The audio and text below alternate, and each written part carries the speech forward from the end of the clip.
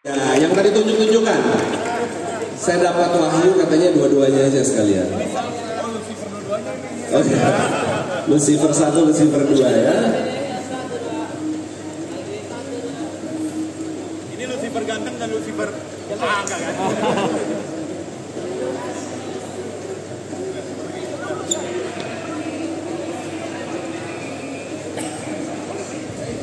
Udah ya, setelah ini kita bersiap-siap karena di sebelah kiri dan kanan ini terpampang figura besar. Ini adalah poster dari gereja. Sebenarnya kalau film tentang gereja setan itu Mongol udah banyak yang nanya, Mongol yuk kita bikin, mantap lagi di investor. Terus saya dihubungi oleh Bang Tito, kebetulan saya juga udah kenal beliau udah lama.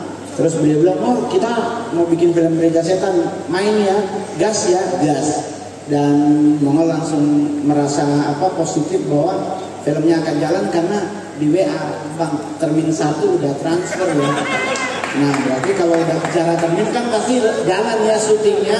Harapannya adalah begini teman-teman, selama ini kita Indonesia selalu mentok di urban legend horornya, mentok Suster Nesot, Wewe Gombel dan teman-temannya. Nah kita memberi warna baru di horor Indonesia. Kita ngasih tahu bahwa horor itu sebenarnya dedan code-nya ada di atas. Nah kita mau ngasih lihat di film ini, semoga kedepannya film ini bisa menjadi acuan untuk kita nggak boleh main-main dengan yang namanya kegelapan. Itu aja. Lucifer cakep silakan. Lucifer ganteng. Kalau dari aku sendiri sih yang pertama terima kasih banget juga untuk semua yang udah kasih kesempatan buat ikut berpartisipasi juga dalam film ini. Ini jadi film kedua aku. Fun fact-nya film pertama aku itu aku jadi malaikat, yang kedua jadi Lucifer. Tapi ini luar biasa, pengalaman yang luar biasa dari yang aku lihat. Mungkin aku nggak day shoot-nya nggak sebanyak yang lainnya, tapi aku lihat ini mulai dengan kasih karunia. Aku percaya ini berakhir juga dengan kasih karunia. Amin. Asik. Aku bingung sih waktu pertama kali dikasih tahu jadi soundtrack. Biasanya kalau nyanyi soundtrack film, kalau nggak cinta-cintaan atau ya di lagu-lagu sekuler. Okay. Tapi yang pertama kali telepon adalah pencipta lagu rohani aku. Dan aku pikir aku akan main film yang berkaitan tentang rohani gitu, entah main film ataupun nyanyi gitu. Tapi pas dikasih tahu buat film judulnya Gereja Setan, aku harus izin dulu kayaknya sama mama aku.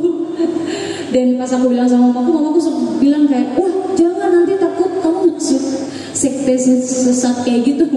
Terus akhirnya aku harus menjelaskan dengan lebih rinci. Aku kasih tahu kalau sebenarnya filmnya memang Gereja Setan, tapi harapannya adalah ketika orang nonton semoga nggak tersesat gitu. Dan melalui film ini kita juga mungkin bisa lebih merasakan ada kuasa yang lebih besar daripada kuasa kegelapan, yaitu kuasa Kristus. Asik. Terima kasih Citra Scholastica. Iya, jadi pertama kali aku dikasih tawaran buat jadi Lucifer. Aku sempat tanya dulu ini sebenarnya filmnya tentang apa.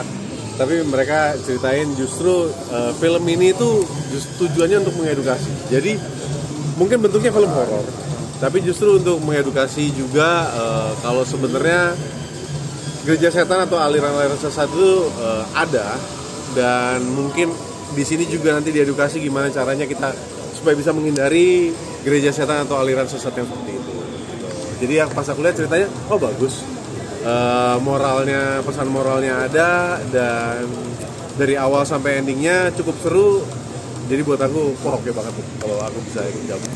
Itu sih aku kurang tahu ya, mungkin lebih ke kalau itu pertanyaannya ke produsernya atau saudaranya kali ya. Tapi kalau aku sih seharusnya mungkin ya, karena ini kan judulnya mungkin memang gereja setan, tapi itu jadi gambaran aja, atau mungkin juga dulu sempat pernah ada juga isu-isu tentang gereja setan ini, walaupun aku tidak pernah lihat langsung, tapi dari ceritanya katanya ada. Dan ya melalui film ini juga mungkin yang nonton juga bisa sedikit teredukasi, tahu tentang dan bisa lebih aware lagi ke depannya untuk ajaran-ajaran sesat yang mungkin seperti ini gitu. Kalau buat film ini mungkin ada ratingnya kali ya, ratingnya untuk berapa tahun ke atas, mungkin bukan anak-anak juga mungkin gitu. Kalau prosesnya sih waktu itu kalau nggak salah sekitar sebulan ya. Aku dari dapat ceritanya, sempat ngobrol juga sama sutradaranya, reading sedikit sama sutradaranya juga, mau diarahkan karakternya seperti apa gitu. Lebih ke arah situ kalau untuk aku sendiri. Oh enggak, jadi memang puji Tuhan memang kebetulan aja selama ini ditawarinnya untuk main sinetron, sinema elektronik. Jadi ya mungkin baru dikasih berkatnya di sini untuk main film lagi. Jadi gini, kalau untuk risetnya mungkin aku nonton beberapa film, jadi ada beberapa gambaran juga, tapi aku sih nggak mau yang kayak harus niru satu. Aku lebih ngikutin apa kemauan sutradara dan juga penulisnya. Jadi aku researchnya mungkin berdasarkan karakter yang mereka jelaskan ke aku gitu, dan sisanya tinggal berdiskusi atau dialog aja sama sutradara dan juga penulisnya. Itu mungkin kalau lebih challenging-nya mungkin lebih ke arah karakternya ya, karena ini karakter yang buat aku lumayan berat juga, karena nggak ada yang benar-benar kayak gambaran nyata dari Lucifer itu kan. Mungkin kalau buat kita sebagai umat Kristen, kita lihatnya sebagian besar di Alkitab, dan kita dengar juga mungkin kedua pendeta tentang Lucifer. Jadi untuk penggambarannya atau memerankan karakternya mungkin butuh beberapa referensi, termasuk yang tadi aku bilang butuh referensi juga dari sutradara dan juga penulisnya. Mereka mau menggambarkannya seperti apa gitu. Kalau aku sebagai aktornya, aku akan bawain sesuai dengan sebisa mungkin, semaksimal mungkin sesuai dengan apa yang mereka inginkan. Kalau terekstrim jadi gini kan, kalau aku sih sebenarnya belum bisa cerita ini ya, ntar jadi ini lagi, jadi spoiler. Tapi yang jelas kalau mau lihat, tungguin aja filmnya 11 September sama istriku maksudnya. Iya, aku hampir semua kerjaan sih sebenarnya pasti diskusi dulu sama istriku, minta masukan juga dari istriku gitu pasti.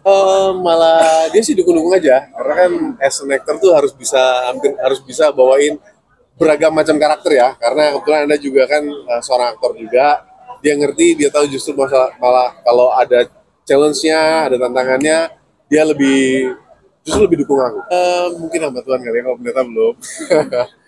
Kalau buat aku bertentangan sih enggak, karena kalau lihat satu karakternya mungkin begitu, tapi kalau lihat keseluruhan ceritanya justru ini baik banget buat kita sebagai anak-anak Tuhan. Kalau untuk penampilannya, jadi kan kalau kita